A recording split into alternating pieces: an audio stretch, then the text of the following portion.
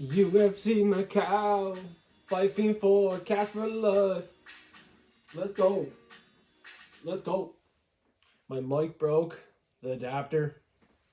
So the microphone, it ain't working. Sorry for that. Sorry for the late video. Yesterday, I got my tooth pulled. It's pretty sore right now. So, like the video, subscribe now. I appreciate you tuning in each and every week. Things aren't going very good. The picks are, but mouth is pretty sore. Mic's not working anymore. We're going to go through these picks quick. And they're at 4 a.m. my time. I'm going to have to get up early for this fight card. And I don't know how to pronounce half of these fighters. No disrespect to them. Can't pronounce their names. So, bear with me. We're going to get these bags. 3 picks wrong last week. And before we start talking about this week, last week, I changed one pick. I told people to cash out of the Charles Oliveira bet because I had some insight. Well, the insight was wrong for the first time. Now, thankfully, I managed the bankroll wisely. Managed to break even. But we could have been up so big. We had 3 picks wrong. I should have kept the Charles Oliveira pick. So that would have been 2 picks wrong. I am one of the best in the game. And I can't talk too loud or get too excited because I'll probably rip my stitches out. I'm all stitched up inside my mouth. They had trouble pulling that tooth. I'm pretty sore. But we're going to get through it. Flip a coin on any fight on this card that you don't know who the fighter is. Because there's a few fighters fighting for the first time, second time in the UFC. There hasn't been much tape on them. There's not much stats to go off for them. You know, flip a coin is going to be how you should look at these fights. They might not be priced that way, but at the end of the day, it's a fist fight. Anything can happen. I think a lot of these fights, between you and me, are 50-50 coin flip fights. Let's see what we can do. We got the first fight of the night. Nikolas Motta, Brazilian, plus 170. Looking like a good underdog here. We all know about the first fight of the night underdog, as we should by now. But on a card like this, you got a Chinese prospect, 24 years old, fighting. First fight of the night, Maheshate. He has power in the hands. He's working on his technical game. He was young in the UFC when he first debuted. He suffered a few losses, but he can change the way he fights to avoid getting knocked out. He can get knocked out in this fight, but I think Nikolas Motta, as a dog, just does not do enough. We've seen fights where he's been knocked out before, so whose chin's better? It's hard to say. Maheshate's fighting at home. This is a China card, and he's Chinese, and he's a very good fighter, 24 years old, continuing to improve. But on the Platinum picks, I do have the underdog, Nikolas Motta. The odds are just too good for me. He beat Tom Nolan in his last fight. Beautiful knockout there in the first round. Maheshate, he won his last fight by split decision. And in that fight, he just got hit a little bit too much for me. And if you're getting hit to a Brazilian that hard, especially a guy like Nikolas Motta, who likes to finish fights early, I just don't think Maheshate is going to hold up too good. He got knocked out to Vyacheslav Borshev, and I think Nikolas Motta hits harder. So a low confidence pick. Give me the dog. Nikolas Motta probably knocks out Maheshate. But if it goes to a decision, I'm not too confident in our pick. It probably goes to the 24-year-old Chinese prospect, Maheshate, just getting it done here on the scorecards. If he can avoid getting knocked out. I'm just not sure if he can. And if it does go 15, I think Nikolas Motta might have enough damage. So I don't know how biased these judges are going to be. It's in Macau. First time there in a while. I have never seen a fight here before. So we got to be a little aware. A little careful, right? We don't know what these judges are going to do. Now in this next fight, we got a Vietnamese fighter and another Chinese fighter. Long, I'm just going to call him Long. And Quang Lee. This is a 50-50 fight. Odds suggest that. We've seen Quang Lee in his debut to Chris Gutierrez. Yeah, he got hit. He could not really check a leg kick, but he had good takedowns, good control time. I think that's Long's path to victory. Get takedowns, control time. I think Quang can stop the takedowns from Long and get his own and win this fight as a plus 110 underdog. 2 dogs back to back. Not too confident, low confidence. But I just think this guy, Quang Lee, is just a little bit better. He's 8-1, less experienced, but I think he's just a little bit better of a fighter. He's already had his UFC debut. I think Long did as well, losing a split decision, close fight. But this is another test for him. Let's see how good he is. Long as a favorite, I don't trust in it. Give me Quang Lee, plus 110. I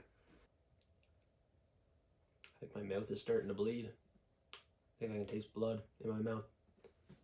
That's not good. Next up, Loner Kavanagh. Pretty healthy favorite here against Jose Ochoa. 7-0. Ochoa, have not really heard of him before. He was never on the Dana White Contender Series. He's making his debut here in a big fight against a guy that we've seen on the Contender Series. Season 1, Week 1, and get the knockout round 1. Impressive stuff for Loner Kavanagh. If he doesn't get the knockout, he wins this fight for sure by a decision. And he's easily, comfortably, a lock of the week. 17 locks in a row. I mean, you got to look at a couple fights here and narrow it down to where you have the most confidence, who you think a lock is. And Loner Kavanagh is a no-brainer lock of the week for me. Probably knocks him out. Probably makes Jose's mouth a little bloody like mine. Just like Joseph, Jose, Ochoa. He's going to have a bloody mouth after this fight. Loner Kavanagh hits hard. He hits accurate. And he's very good. For flyweight, he is a finisher. And he's training at a very good gym. He's going to continue to improve. 2 years older in this fight. Same record. But this guy is levels above the Peruvian. Let's go Loner Kavanagh for the win. Lock of the week. Carlos Hernandez against Nyamjargal, Tumendemberel. 8-0. Hard to say that with a half swollen mouth, but half bruised. It's not swollen. Yeah, it's pretty swollen. Pretty fucking tender. Oh. Anyways, this guy is an underdog against Carlos Hernandez, who's fought high-level competition. Seen it in his last fight, Ray Tsura could not finish him. Tatsuro Terra kind of had a tough time with him too. I think he is looking very good. Look where he's training. If you look that far into your research, he's with Bilal Muhammad. Pretty good gym to be training at. I don't really know where this guy that is undefeated is training. I don't know how good he is. The level of competition he's fought, not overly impressive. He's barely winning fights, and in this fight, I think Carlos Hernandez as a favorite is a rightful favorite. I'm taking him to win. Medium confidence, just because the books are so confident in him. I do my research, and I have him at 69%. The books have him at 67% implied probability. Let's be cautious, but I think the books are sharp. They're on the money with this one. Carlos Hernandez should get back in the win column. But this is not going to be an easy fight for him. Don't get me wrong. This is not going to be an easy fight. This guy he is fighting is probably going to give him hell. Has not fought in a bit though. Has a little bit of ring rust. So I think we'll get the best of him.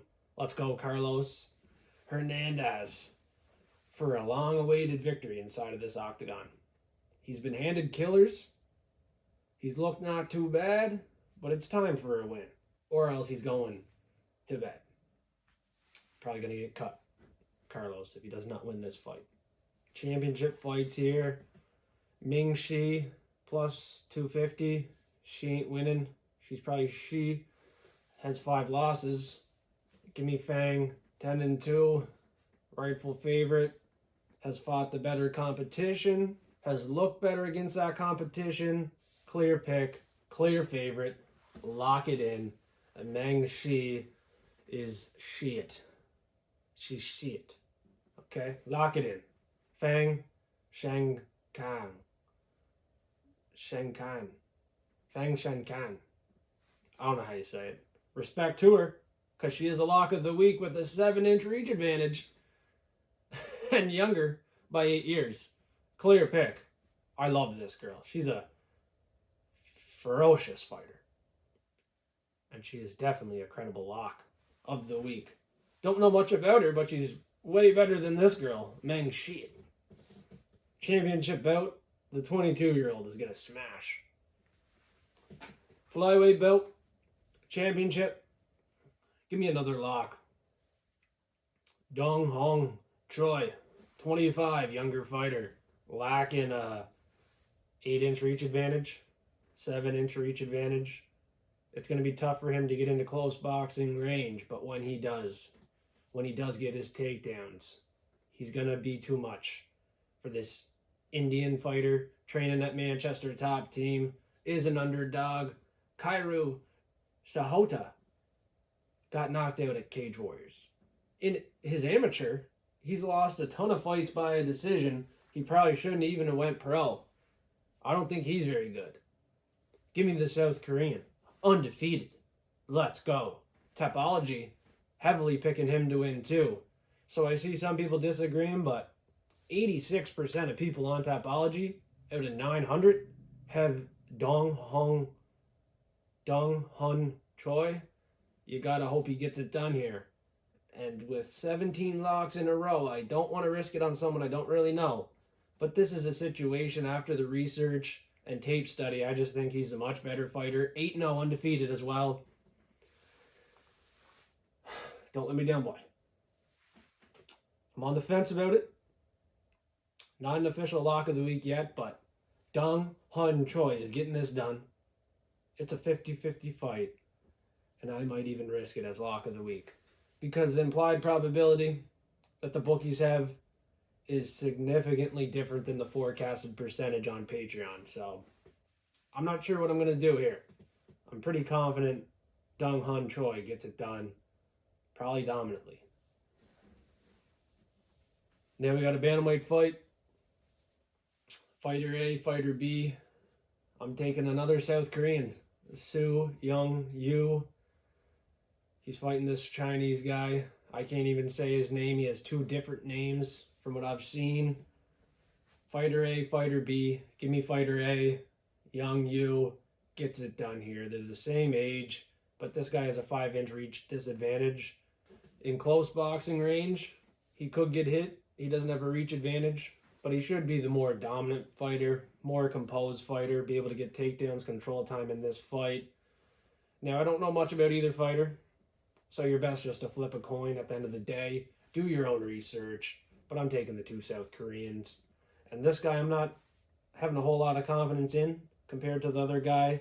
This one is a low confidence pick. Anything can happen.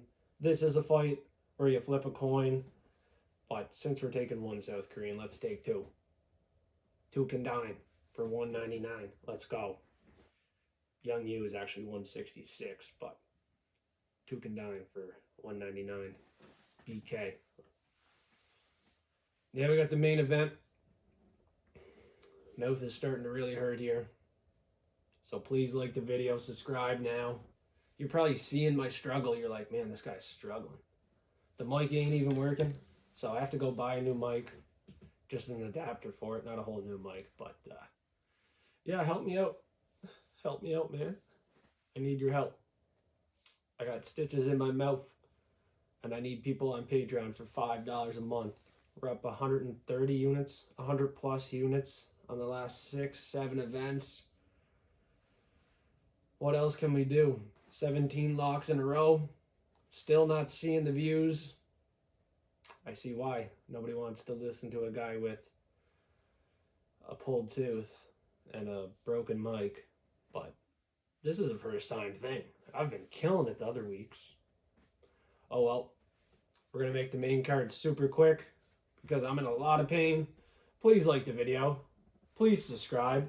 And if you want the picks early, $5 a month on Patreon. You get the confidence level, method of victory, and then you get my forecasted percentage with the implied probability, the current odds there as well. You get each and every bet on top of those two cheat sheets and a line movement tracker that I update and edit throughout the week. It's only $5 a month. Struggled to get a video out this week, but you don't even have to listen to me if you're in Patreon. $5 a month. The more I talk, the more it's hurting. So, first fight on the main card, we're taking the Chinese fighter Mingyang Zhang. He has a high finish rate. He's the favorite. Ozzy Diaz got knocked out to Joe Pyfer in 2022 at Dana White's Contender Series. Since leaving that, he went out to fight some pretty low-level guys. Like, pretty low level. He's making the return back to get sacrificed to a Chinese slaughterman, Mingyang Zhang. This guy puts in easy work. All of his last couple fights are in round one, by finish, mostly by knockout, and I don't think this Ozzy Diaz guy can slow him down. It's probably another round one finish for Mingyang Zhang. The dude looks like a slaughterman, and Ozzy Diaz clearly getting the call for just that. Odds indicated as well. Don't overthink it. There's going to have to be a couple fighters from this region that are very, very set up to win by the matchmakers. The matchmakers are like, hey, we need you to win. Let's give you a winnable fight. I think this is one. I really think this is one. Next fight is a close fight. Odds don't indicate that. These fighters are the same age. One guy has a lot more UFC experience, Volkan Oezdemir.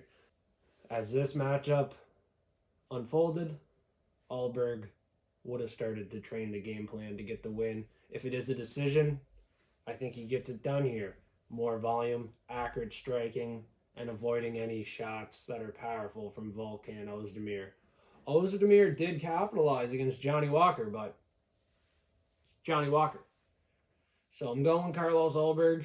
Medium confidence. I think he gets it done here. If I'm playing a prop, I would say he can get a decision and win. I don't think Volkan Oezdemir is that chinny. He got knocked out in a couple fights, but he's fought some high-level guys. He's went the distance in his last couple fights. He's won his last two. I mean, I would not doubt this guy to win the fight. So I think it's a close fight. It's a competitive fight, and it goes 15 minutes, and you see the high IQ and awareness of Carlos Ulberg getting it done here across all three judges' scorecards. Might be a close fight, but Ulberg probably gets this done unanimously. Pretty confident in that. He is a high confidence pick. This is a test for him, but it's a test that I think he'll pass. So high confidence in the test for Carlos Ulberg. Wang. Wang. Enough said. She's gonna win. She's gonna win.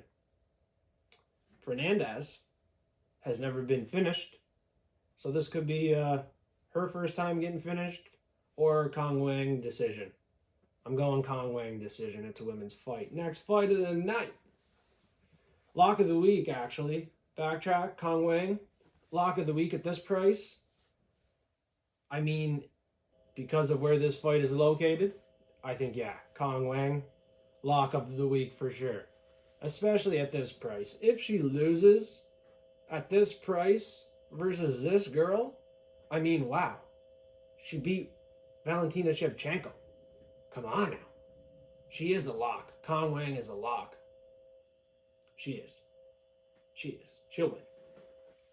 Keenan Song, though, I don't think he will. This fight is too high up on the card, and he's fighting a high IQ veteran, 40 years old Muslim Salikov, who can do enough on the feet to survive, stay out of the dangerous lane where Keenan Song can get his strikes going. When he does get it going, he can't even get the knockout. So I can't trust in the IQ or fighter's instinct, killer's instinct of Keenan Song. I think he has none. He couldn't even finish Ricky Glenn for me. So I'm not taking him here.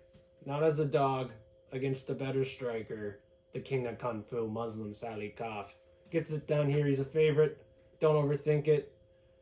I mean, it's in Macau. Anything can happen.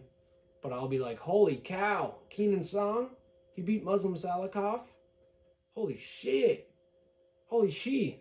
Holy she. Yeah, I think Salikov is a much better fighter, even though he's 40 years old. Still, he's better everywhere.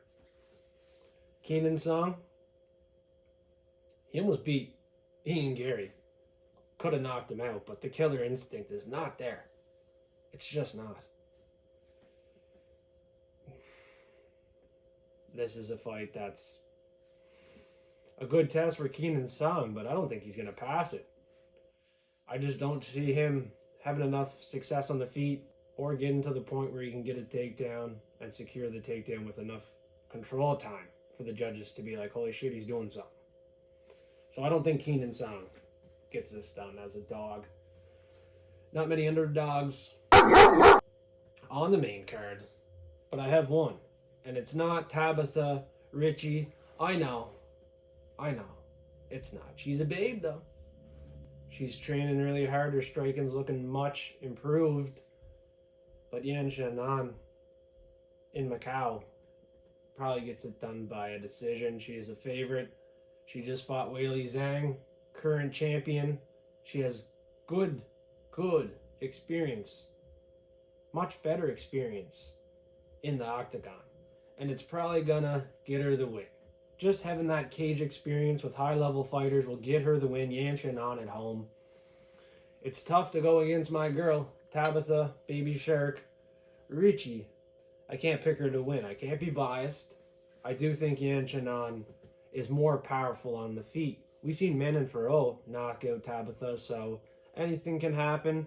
If this is a bloodbath on the feet, I do think Yan Xiaonan lands the heavier shots. Has more damage done to the opponent. I don't forecast Tabitha to go out there and beat up Yan Xiaonan. It's the other way around here.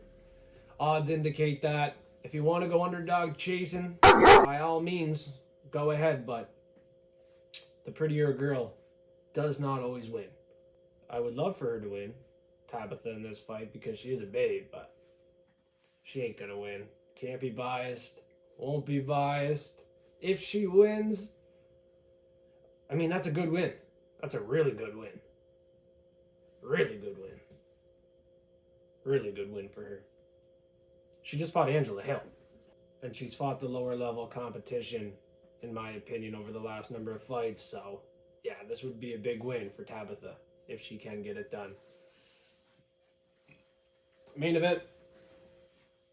No underdog on the main card until you see the former champ from 125 walk in. Not like Peter Yan. Look at him. Just buffing it up. Not like the 135 champ, former champ Peter Yan. The 125 champ, killer instinct, takedowns, control time, aggressiveness. Give me Davis and Figueiredo. Plus 250 against a guy that can't push on the gas? Against a guy that gets robbed on the judges' scorecards? I mean, yeah, it's in Macau. Russian fighters could be favored to win. Muslim Salikov also on this card. But I think Peter Yan is just getting Davison Figueiredo a credible win en route to a title shot. I think this guy's going from 125 champion to a potential 135 champion. If there's anyone to shut down Rob Davashvili, it could be this guy, 36 years old in his prime. Davison Figueiredo is a much better fighter. He will push on the gas with that killer instinct. He's not cutting all that weight. This guy is a killer. He fought Brandon Moreno 4 times. You haven't seen much of him other than that. But he has fought the higher level competition, looking better against that competition, in my opinion. Peter Yan got robbed to Sean O'Malley. He did an illegal strike to Aljo. He lost to Aljo. He lost to Rob Davashvili. He got taken down and controlled. I could see Davison Figueiredo getting him down and maybe submitting him, making him pay. At least getting him down. At least getting that control time. at least landing some elbows to cut him open. So Deiveson Figueiredo is my pick. Low confidence though, because Peter Yan, although he's been robbed a number of times, he is deserving of some of those fights. He was a former champion in this division, and you would think he is a bigger frame at bantamweight. But I'm just letting you know, I don't think that's the case. I think Deiveson Figueiredo might look a little bigger in there. He's going to be thick. He's going to be more hungrier. And I think he is in his prime looking for another championship belt to wrap around his waist. He just beat Marlon Vera. Unanimous decision. So who's to say he can't beat Peter Yan and do the exact same thing? This is one of the best fights in this division of the year. Like, this is a big fight, big implications on the line. Figueiredo hasn't lost in 3 fights. Peter Yan won 1 fight in his last 4, 5, has been robbed a number of times. Will he get robbed again if it's close? Like, I don't know. Are you going to pay the price? Are you going to lay the chalk on someone that's been robbed by these judges? I'm not laying the chalk on this favorite. I'm not doing it. Give me the dog of the week. Deiveson Figueiredo. Fight Fiend Forecast, we're here. We're back. Late video, but it's $5 a month if you want the picks early, if you want the bets early, if you want the locks, the dogs, the props early. Method of victories, confidence levels, forecasted percentage. It is all $5 a month on Patreon. Hit the link in bio below. It's been out since Monday. I got a tooth pulled Tuesday. Was in bed all day. Took it like a big bitch. But I'm all bruised up in my mouth. I got stitches in my mouth. I'm probably opening up the wound. I can taste blood in my mouth. And I'm hoping this video was good enough for everybody. The mic ain't working anymore. My adapter broke. So please, at least, like the video. Subscribe now. And become a Fight Fiend. And become a forecaster in Discord. It's absolutely free. Free group chat. A forecast lobby for you to talk with other forecasters that like fights, that watch fights each and every weekend. There's Gaming Girth. We got one guy that is due for a shout out. He said, "Where's my shout out? Where's my shout out, bro?" You shut up, Google. We got Steve. We got Steve up in the chat. Danielle Brooks. Tristan. Who else? Babar. Legit. Omnom. But the special shout out. Where is he? Where's this guy? Gray. Enough NFL talk this week. Said the Bears suck. Yeah, that was a couple days ago, but Gray was looking for a shout out. There it is, Gray. He told everybody to settle down in here. He said he's waiting on his shout out. Yeah, you settle down, Gray. You settle down, buddy. $5 a month. Patreon, get in there. I don't see he as a platinum forecaster, but we got X2DA in here. Platinum forecaster thanking me. Showing me his wins. This boy up big for $5 a month. He's a platinum forecaster. You see him in the forecast lobby as well. He asked me if I have any heaters for tonight. You know I got some heaters for tonight. But got to get the video out there for everybody. UFC Macau is going to be an early morning, not an early night. So, get up, get after it. There are the picks. I would have had 2 picks wrong on the last event if I didn't change my Charles Oliveira pick. So if you're listening, if you're tuning in, you got to be careful on distinguishing which picks are confident picks and not confident picks, because some picks I'm not betting, I'm not parlaying, and you got to stay away from. So it's a prediction show. I'm here to predict these fights, let you know who's going to win. But if you want to see the bets, the outcomes, everything that I talked about that Patreon has access to, just hit that link in bio below. Let's get these bags. My tooth is hurting like a bitch. And this girl don't got shit. We got some locks. We got some locks. Let's go. And y'all want to hear them again. I know you do. You want to know the locks. You're tuning in for the locks. I know. 17 in a row. Well, we're taking Loner Kavanagh. That's what we're going to do there. We're taking Feng. We're taking Wang. We're going to win. No, seriously. We're taking Feng, Wang, Kavanagh, and Hoon, Choi. 4 locks. 21 locks in a row. Fight Fiends Forecasters lit. We are here. We are woke. And we know the 4 fighters that are guaranteed to bring you home a bag. A big bag in Macau. So go get it. You got the 4 locks. I'm 17 in a row. If you disagree, hopefully that pillow is going to treat you well at night. Because this lock streak is going nowhere. It's going nowhere. So stop sleeping on F3. Subscribe now. 17 locks in a row. I don't know what more I can do. All right? I do not know what else I can do. I'm taking a lock on this fight card that is a 50-50 fight. I've never seen him fight in my life. And I'm locking him the fuck in. Let's go. I haven't even seen Feng fight before. I've seen Wang, but I've never seen Feng. Right? I don't even know half of this card. How to pronounce their names. What to expect. All right? I'm looking at the tape study. I'm looking at the research. And I got to trust in my instinct. I have a serious difference between the forecasted percentage and current odds / implied probability on Choi. I got to trust in my instinct. I have him at 88%. The book has him at 58%. I have an edge. I have an edge. And god damn it, I want to know what everybody's going to say after we go 4 for 4 on the locks. Wang, Feng, diggity dang, give me Kavanagh, give me Choi, and we'll see you at the motherfucking top. That's for you, Michael Chandler. And all the money that I lost on Michael Chandler, I'm going to let you know before I go. We made that shit right back with the LA Lakers. Easy money. Welcome to the Dub Club. Anthony Davis, 5 assists. 4 units profit. There you go. And then we had a 2.4 unit wager to profit 12 units. This is what we do. It doesn't matter what sport it is. I got people in the Platinum Forecast chat wondering what the heaters are for tonight.